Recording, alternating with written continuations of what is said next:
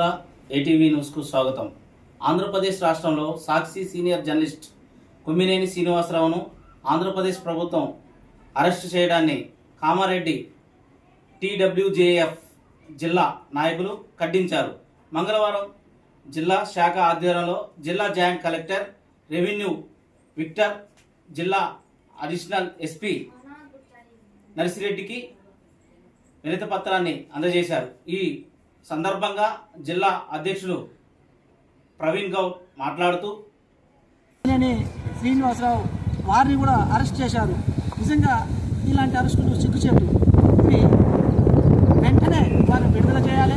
అదేవిధంగా గవర్నమెంట్ ఒకసారి ఆలోచించి జర్నలిస్టులపై జరుగుతున్న దాడుల మీద సమీక్ష సమావేశాలు నిర్వహించి ఒక చట్టాన్ని తీసుకురావాలి.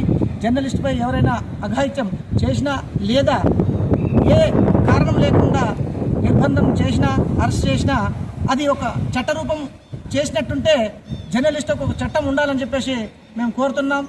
ఎక్కడైనా సరే జర్నలిస్టులపై జరిగితే వెంటనే టీడబ్ల్యూజేఎఫ్ స్పందిస్తుంది.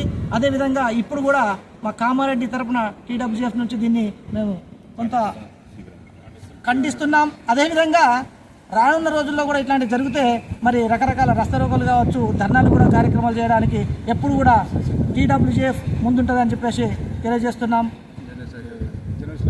వర్ధిల్లాలి.